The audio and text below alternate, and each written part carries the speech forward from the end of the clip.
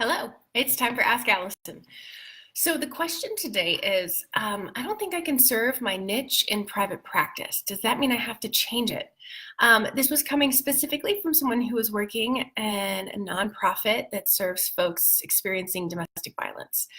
So I want to speak kind of specifically to that person's concern, and we'll also talk a little bit about whether or not a niche can or can't be served in private practice. So I would say you can still serve your niche of domestic violence, since domestic violence happens to all socioeconomic status folks. So your ideal client may be somebody who does need to rely on free services through a nonprofit or significantly discounted.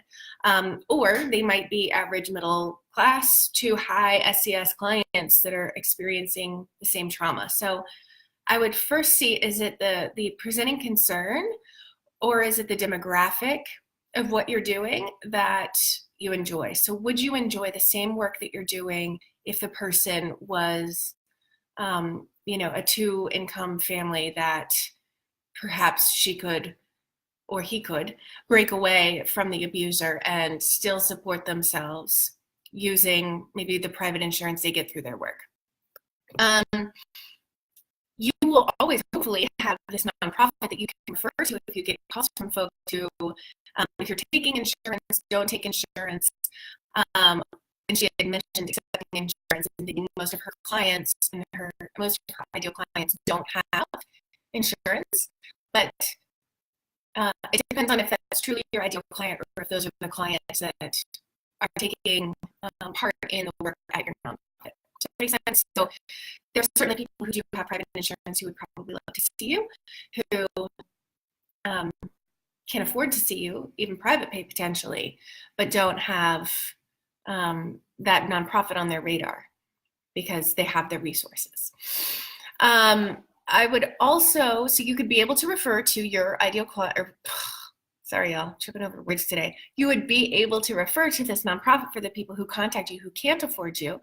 And since you've worked with this nonprofit, if it makes sense for them to refer some folks to you, if they have insurance and maybe they're getting full or they are full, they can refer some people to you potentially. Sliding scale is also an option. I really love Open Path. They make it affordable. They kind of combine on a site, like the people who are willing to do sliding scale as clinicians and the clients who need sliding scale, and I'll put them in the resources here too.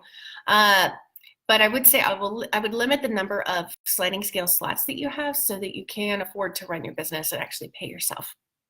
So if you're concerned about whether or not your ideal clients can see you in private practice, I think that most of the time that comes down to socioeconomic status and whether or not they have access to insurance. Some states make it really, really hard for private practice clinicians, that's a thing, clinicians, to get on Medicaid, for example. Some states are like, yeah, come on, let's make it easy for you. So you can get on Medicaid as well. That's a great option if you're wanting to serve folks who can't afford private insurance. If they can't afford private insurance, maybe looking at which insurance companies are most popular in your area. Like North Carolina, it feels like Blue Cross Blue Shield has a lockdown. I think they're 90-something% of insured people in North Carolina have private insured people have Blue Cross Blue Shield. And if you don't want to take insurance at all, then private pay is an option for many, many, many presenting concerns, whether that's we have a place here in town that is very, very expensive in private pay residential care for folks that you wouldn't necessarily think would be able to afford care. Usually it's their families paying for it, but that's available too. So whichever business model makes sense for you and your business and makes sense for the clients that you want to serve, that's really going to fill you up, know that it's probably possible.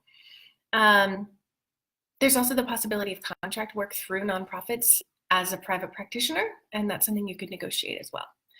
So I hope that answers that question. I'm also dropping in the resources of this, at a podcast I did earlier with Asha, who had the same concern. She wasn't sure she was going to be able to continue working with the people she really loved to work with in private practice. So I'll drop that in there too, so you have a longer kind of conversational example where I'm hopefully stumbling over my words a little bit less. All right, thanks.